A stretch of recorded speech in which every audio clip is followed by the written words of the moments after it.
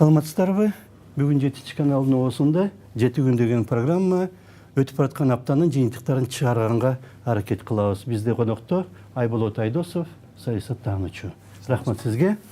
Убакытта шемби күнү келгениңиз үчүн. Аптанын жаңылыктарын мен 3 топко бөлүп, 7-8ден кылып, 3 жаңылык сыяктуу кылайын да. Биринчи топко мындай жаңылыктарды топтодум мен. 24 октябрда президент Садыр Жапаров Орусиянын Казань шаарында БРИКС уюмунун саммитинде чыгып сүйлөп, Кыргызстан адилеттүү жана дискриминациясы жок экономикалык тартипти колдоорун билдирди. Ушундай тартип кылбайлыбы деп. Апта башында Акылбек Жапаров Москвада Орусиянын премьер-министри Мишустин менен жолугуп, эки тараптуу кызматташуунун өзгөчөлүктөрүн талкуулады. Экономика министрлигинин айтымында келерки 5 жылда Кыргызстанда жыл сайын кемиде 2-3 чакан ГЭС курулат. Келерки 5 жыл ичинде. Минкамптын төрагасы Акылбек Жапаров 25 октябрда Бишкекте экономика министрлигинин 100 жылдыгына арналган жыйында чыгып сүйлөп, жыл сайын Кыргызстанда 100дөн өндүрүш ишканасы ачылат деп билдирди. Ар бир жыл сайын 100дөн.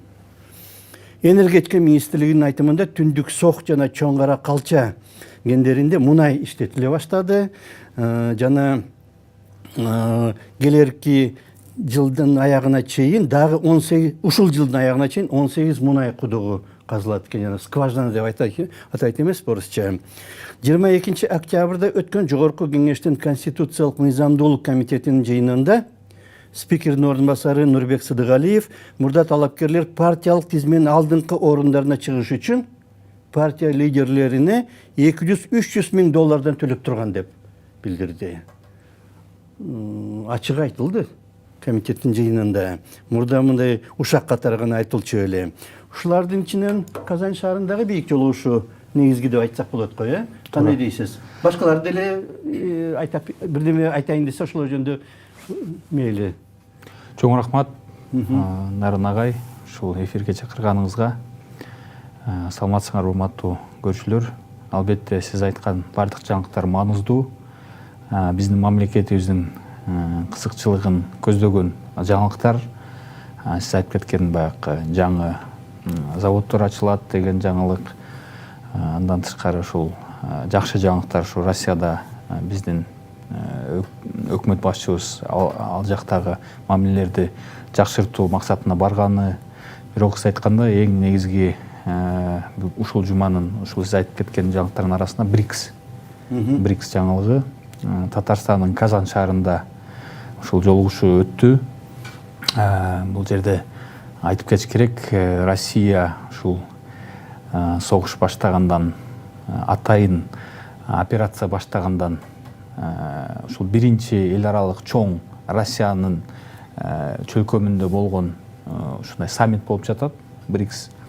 Анткени ошол күндөн баштап Россиянын көп чоң өнүккөн мамлекеттер кабыл албай калышкан, алар менен мамилени алыстатышкан, муздатышкан. Бирок мына бүгүнкү күнү ошол Россиядагы азыр көрсөтүп, биз менен мамлекеттер эсептешет, дүйнө жүзүнүн күчтүү мамлекеттери деп Казань шаарында БРИКСти өткөрүштү. Ал жерде Индиянын башчысы болду, Кытайдын башчысы болду, ушу Россиянын башчысы, Ирандын башчысы жана ушул сыяктуу чоң өлкөлөрдүн президенттери, өкмөт башчылары катышты. Кыргызстандагы Борбор Азия мамлекеттеринин арасында биз да катыштык ал жерде. Кыргызстан президенти Садыр Жапаров ошол жерге барып, бардык иш-чараларга активдүү катышып, Кыргызстан позициясын ал жерде билдирди. Биз бүгүнкү күнү ал уюмга мүчө катары кирбейбиз деди. Анткени биз байкаш керекпиз, бул уюм кандай өнүгөт, кандай максаттары бар, эмнеге жетишет. Ошол эле убакытта өтө туура сөз айтылды. Ал жерде кандайдыр экономикалык же саясий басмырлоо болбош керек. Ар бир мамлекет дүйнө жүзүндө өзүнүн позициясы менен эгемен, өзүнүн позициясын билдире алат. Ошол максатта ушундай позиция билдирди. Анткени эми оондо деле бардык мамлекеттер тең деп эсептелет. Ушул жерде дагы айтып кетиш керек, оондун башчысы дагы Гутерриш мырза ушу Казанга келип ошол жерде катышып түшүндүрдү. Бул дагы ошол уюмдун деңгээлин көрсөттү. Албетте БРИКС жөнүндө көп сөздөр болуп жатат азыркы учурда. БРИКС мүмкүн баягы өнүккөн батыш мамлекеттердин уюмдарына альтернатива болуп бере алат. Алардын ордуна боло турган бир жаңы уюм деген сөздөр, божомолдор болуп турат азыр.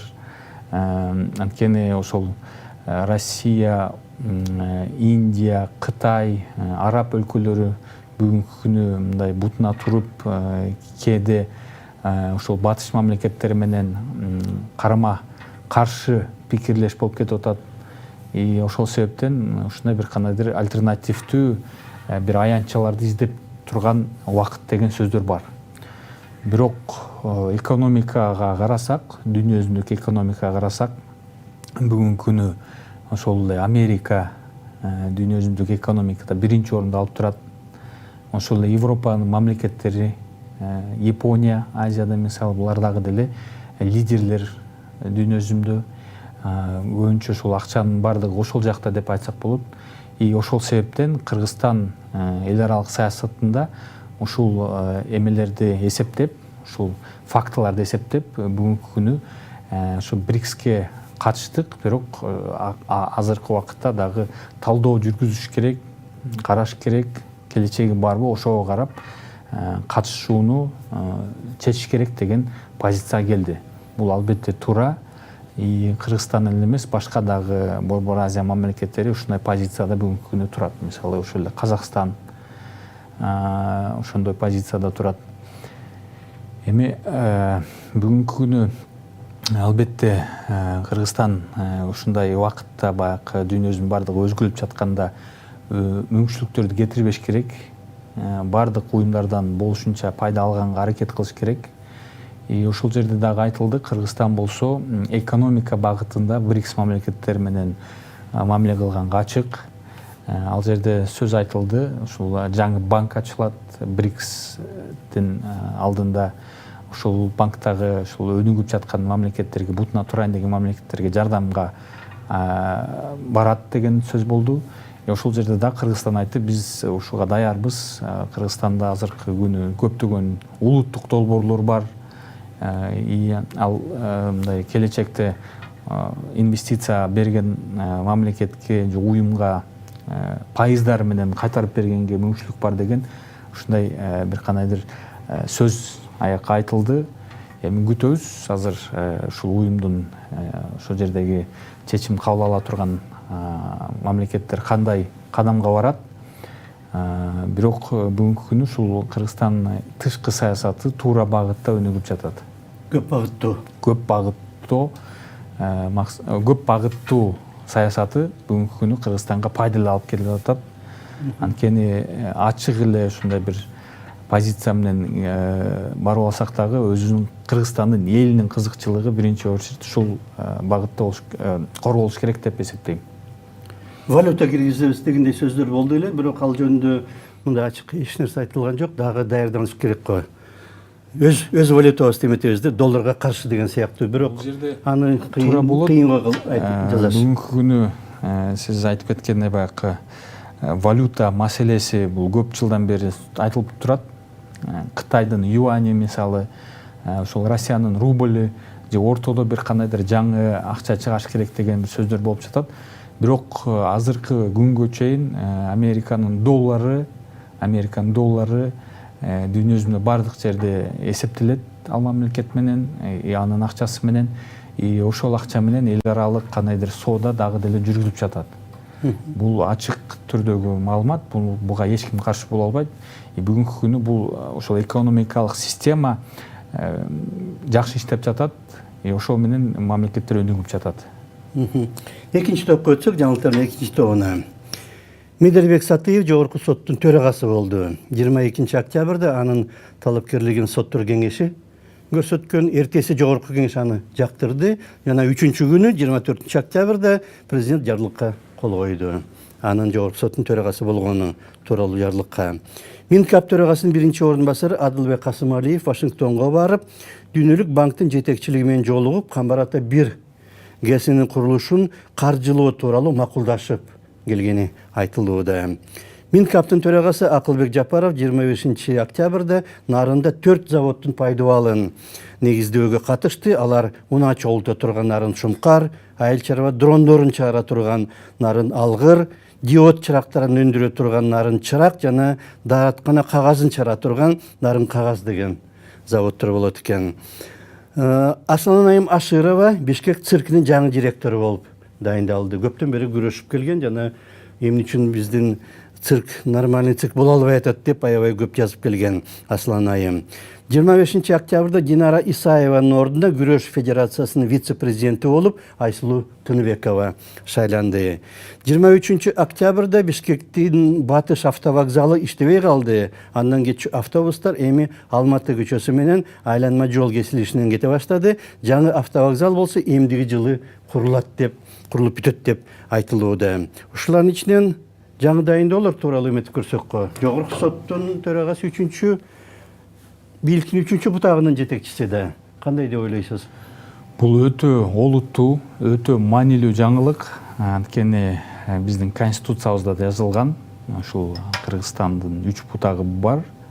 Бул аткаруучу бийлик, мыйзам чыгаруучу бийлик жана сот бийлиги. Албетте ушул азыркы сиз айтып кеткен жаңылыктардын арасында бул эң орусча айтканда важный, эң керектүү маалымат. Анткени жогорку сот тармагын тейлейт, карайт, башкарат, мыйзам чегинде болсун деп бардыгын. Ошол себептен албетте адилеттүүлүк биринчи кезекте ушул сотко байланыштуу. Кыргызстандагы адилеттүүлүгү мамлекеттин эң негизги биринчи ушул функцияларынын бири бул албетте ушул коопсуздук жана адилеттүү ушул чечимдерди кабыл алуу. Сиз айтып кеткендей баягы жогорку кеңештен бул мен билишимче бул жалгыз талапкер болбой, дагы 1-2 талапкер болду. Ошолордун арасында ушул адамды бунун тажрыйбасын, бунун билимин, бунун сапаттарын талдашып, ушул кишини жогорку соттун башчысы катары жогорку кеңеш, андан кийин президент кабыл алышты. Эми бул кишиге албетте өтө чоң жоопкерчилик бүгүнкү күнү берилип жатат. Анткени сот тармагында көптөгөн адилетсиз иштер бар. Элдин арасында наразычылык көп. Бул ачык түрдө айтыш керек. Бишкекте эле эмес, Кыргызстан боюнча Баткенден баштап Караколго чейин элдердин арасында сот системасына наразычылык көп. Анткени ал жерде коррупция, тууганчылык, жердештик деген маселелер болуп кетип, көптөгөн өзүндай күнөөсүз сезген адамдар же күнөөгө татыктуу эмес адамдар дагы ошол кээ бир соттордун чечимдери менен түрмөлөргө отуруп калган бүгүнкү күнү. Албетте бүгүнкү күнү чоң үмүт пайда болду. Элдердин арасында ушул жаңы келген киши ушул буга чейин иштеп кеткен башкы ушул жогорку соттун башчысынын реформаларын улантат жана ушул тармакты тазалап, түздөп, чыныгы адилеттүүлүктү биздин мамлекетке алып келет деген үмүт пайда болду. Эмне кетти мурдагы мунун алдындагы жогорку соттун төрагасы? Эми буга чейин иштеген соттагы көп жылдар ушул тармакта иштеген, өзүн көрсөткөн, саясатты ичинен майда ийнесин билген киши болгон. Бирок ал жерде дагы негизги маселе ар түрдүү сөздөр болуп жатат бүгүнкү күнү. Бирок ушул реформаларды мүмкүн дагы күчөтүш керек маселеси болуп жатат. Ошол себептерден ушундай чечимге барган деген сөздөр бар. Бирок ичинен ал системада мен иштеген эмесмин. Бирок сырткы көрүнүш бул тармакта өзгөрүүлөр болуш керек. Анткени көптөгөн соттор бүгүнкү күнү ушул кээ бир биздин күч органдарынын тарабынан кармалды. Коррупция кылып аткан жеринен кармалышты кээ бир соттор. ошол бир кандайдыр иликтөө аркылуу кармалышты. Албетте бул дагы коомдун арасында ушундай пикир түздү. Бул системада көптөгөн наразычылык, көптөгөн кемчиликтер бар экен деген. Ошол себептен ушундай өзгөрүү болду. Эми бул жерде азыркы жаңы кишиге жоопкерчилик катары дагы бул кишинин жакшы жагын айтыш керек. Медербек Сатыев менин оюмда бул саясатта дагы орду бар киши. Анткени бул ошол баягы азыркы президентти жана ошол Кыргызстандагы баягы өкмөттүн орун басары жана ГКМБнын башчысы Камчыбек Ташиевди өз учурунда баягы соттошкондо ал дагы бул кишилерге туура чечим берген соттордун арасында болгон өз учурунда. Жана 3 сот. Шаардык соттун эмени кайтарып кой берген, жокко чыгарган арасында болгон. Зулушев менен кошо да? Зулушев менен, Курманкул Зулушев менен жана азыркы Медербек Сатыев булар болсо бир коллегияда болушуп, ушул чечимге барышкан. Бийликти карабай, ошол учурдагы президенттердин кандайдыр бир указкалардан карабай, ушундай адилеттүү чечимге барышкан. Ошол менен бул жерде айтып кетиш керек, бул жогорку сотко бир чоң эме болуп атат, күч болуп атат, анткени бул киши өзүнүн орду бар саясатта. Бул дагы кээде мисалы кандайдыр чечимдерге, олуттуу реформаларга бара турган эрки дагы жетиш мүмкүн. Бунун мындай ушундай бир абири бар. Бирок бул ушул абирди кантип колдоно алат? Бул дагы маселе. Эгер бул мыйзам чегинде бардыгын иштете алса, эгер бул киши ушул абирин туура колдоно алса, жогорку сот баягы мурунку бийликтердей болбой, буга чейинки бир администрация президентадан бирөө звонок этип мындай кыл дегенге бул туруштук бере алса, албетте жогорку соттун абири көтөрүлөт. Негизи соттор дагы мындай өзүнүн ишинде кандайдыр бир мыйзам чегинде иштегенге аракет кылышат. Албетте бул чоң үмүттөр бар элдин арасында. Эң негизгиси ушул жерде реформа жүргүзүп, чыныгы мындай адилеттүү чечимге келген, мыйзам чегинде иштеген сотторду калтырып, мыйзамсыз адамдарды иштен четтеткенге, мыйзам бузгандарга буга азыр жол ачылып жатат. Базарбеков эмне үчүн кеткен кандай деп ойлойсуз? Жанагы эмелерди акталып кеткен, кемпироват боюнча акталып кеткен саятчылар менен байланышы жокпу? Кандай деп ойлойсуз? Эми бул жерде ошол акыркы убакытта биз өзүбүз деле көп болдук, ачык эле маалыматтарга чыгып атты. ММКларга кээ бир соттор соттолду, кээ бир соттор кармалды, кээ бир соттор акча алып аткан учуруна кармалды деп. Албетте ошолор топтолуп бир кандайдыр наразычылык алып келишти. Жалпы. Ал себеп болушу мүмкүн. Эми анан ички дагы мүмкүн кандайдыр иштер болду. Алар көмүскө калды. Бирок жалпы ушундай бир кандайдыр бул сот системасына ушундай наразычылык болду. Ачык түрдө биз конфликт көргөн жокпуз. Сот менен бийлик ортосундагы. Эми айтып кетиш керек, бул киши дагы татыктуу иштеди, өзүнүн позициясын айтып турду. Кандайдыр учурларда сотторду коргоду деп айтсак болот. Ачык эле мисалы кандайдыр кээ бир органдар мыйзамдан чыгып кетип атканда ачык өзүнүн позициясын айтып турду. Бирок ошол өз убактысы келиптир. Эми азыр жаңы сот келди, ага дагы мүмкүнчүлүк бериш керек өзүн көрсөткөнгө. Ошол эле учурда сиз айтып кеткен жаңылыктардын арасында мына белгилеп кетиш керек баягы автовокзал жөнүндө. Бишкек шаарында көптөгөн пикирлер болуп жатат. Ушул автовокзалдын мисалында дагы бир кандайдыр азыр сөз айтылып жатат. Мүмкүн ушундай иштерге барганын алдында жакшы талдоо жүргүзүш керек деп.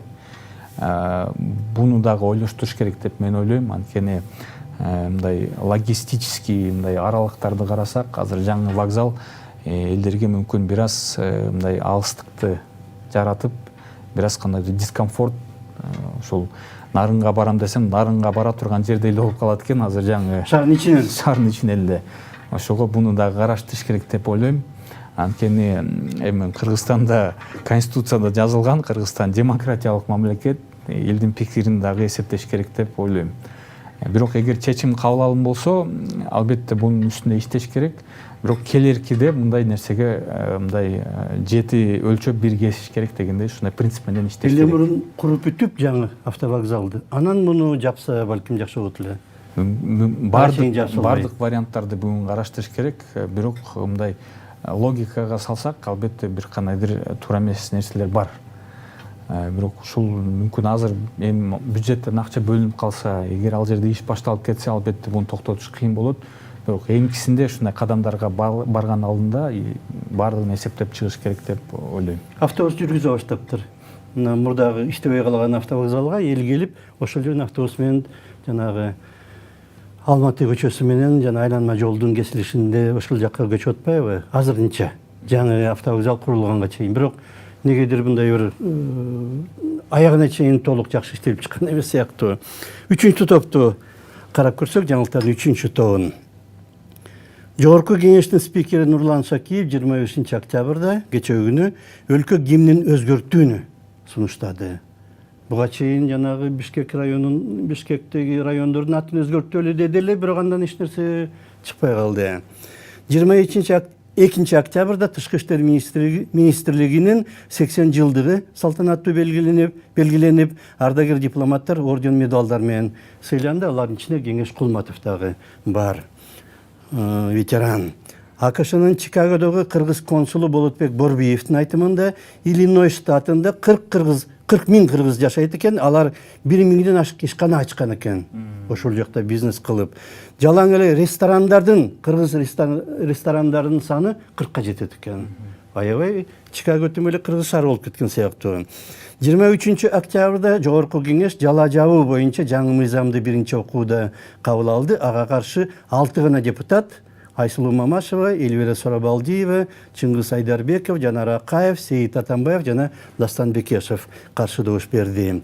Апта башында УКМК төрагасы Камчыбек Ташев Катарга барып, Коргоо министри Халид бен Мухаммед Аль-Аттия менен жолугуп келди. Бишкекке Азия футбол конфедерациясынын президенти Салман бен Ибрагим Аль-Халифа келип кетти. Борбор Азиян волейбол ассоциациясынын Ташкентте өткөн чемпионатында Кыргызстандын курама командасы чемпион болуп, биринчиликти жеңип алды. Албанияда күрөш боюнча өткөн жаштар арасындагы дүйнө чемпионатында Разак Бешеков деген жигитибиз жаштар арасында дүйнө чемпиону болду. Ушулардын ичинен кайсы маселеге токтолсок жакшы?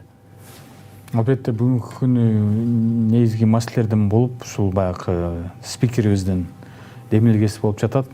Демилгеси Нурланбек Шакиевдин гимнди өзгөртүү боюнча маселени ишенимге айтты, өзгөрөт деп айтып атпайбы?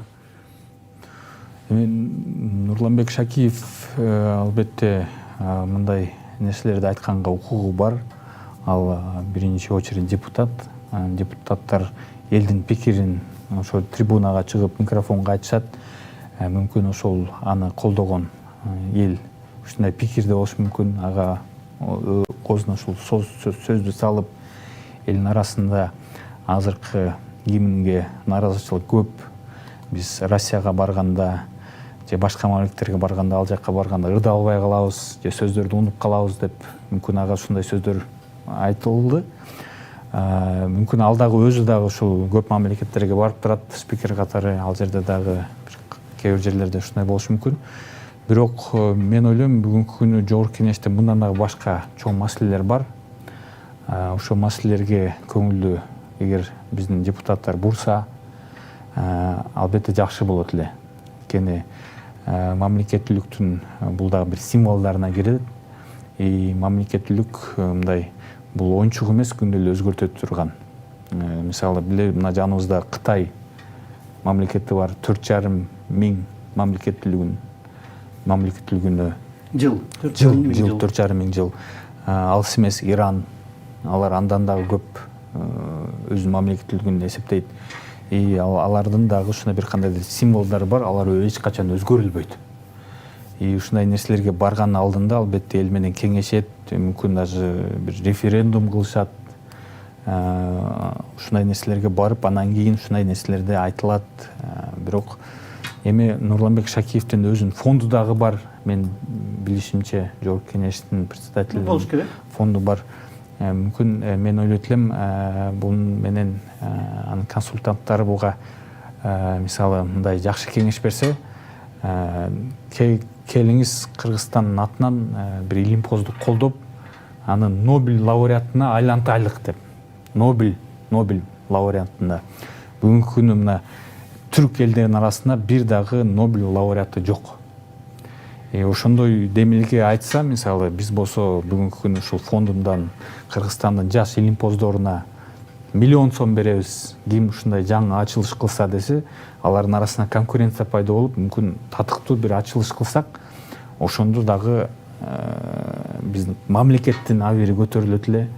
Ушундай бир номинант чыкты Кыргызстандан деп, уже ошол сөз менен эле Нобелге татыктуу бир Кыргызстандан адамды чыкты десек эле, ошол жетиштүү эле. Бул Жогорку Кеңештин эле эмес, жалпы элдин дагы намысы көтөрүлөт эле.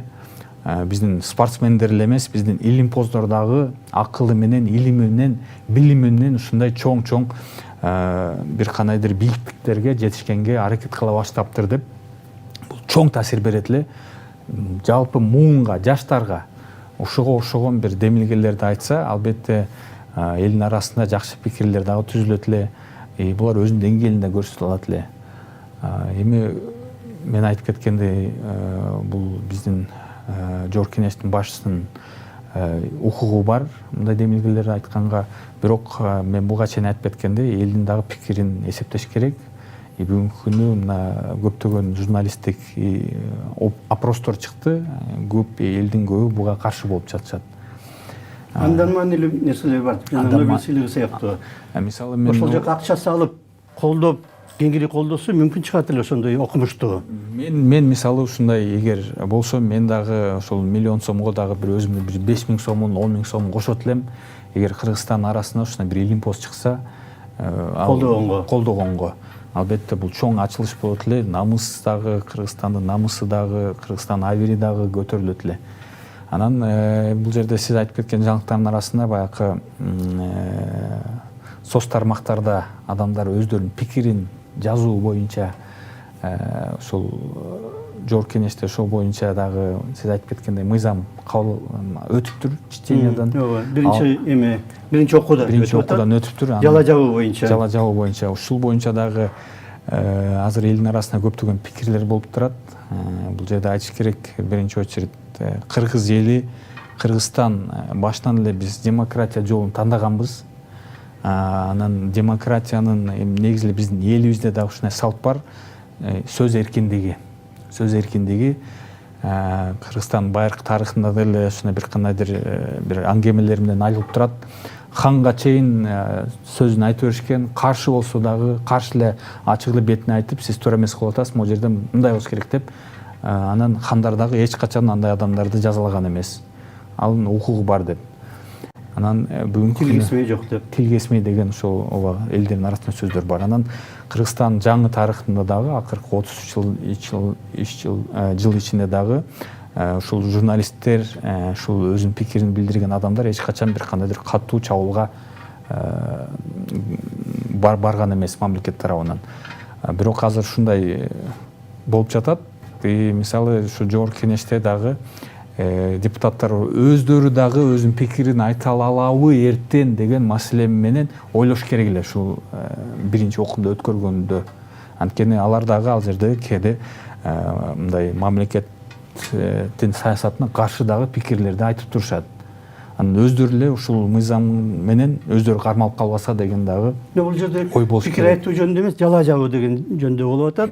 Жала жабуу дегенде жалпы коомдун маданияты жогору болсо андай болбойт эле. Маданиятты көтөрүш керек. Жөн эле бирөөнү жазалай бергенде бирөө жала жапты деп эсептейт, башкасы жала жапты деп эсептебейт. Сот болсо аны кандай абалда экенин билип атабыз, сот кандай экенин. Убактыбыз аяктап баратат. Аяктап калды. Соттор эгерде адилеттүү болуп, дайым адилеттүү чечим чыгарса, эч ким коркпойт эле. Дароо сотко берип, мына чечип берге деп, 2 күндө чечип берип, бир жумада чечип берсе, мынакей мындай деп айтып берсе, эч ким эметпейт эле, мындай абалга жетпейт эле. Рахмат. сізге. Біз өтіп баратқан аптаның окуяларын талдағанға аракет кылдык. Бізде конокто Айболот Айдосов болды, саясат таануучу. Рахмат сізге. Саламат алыңыздар.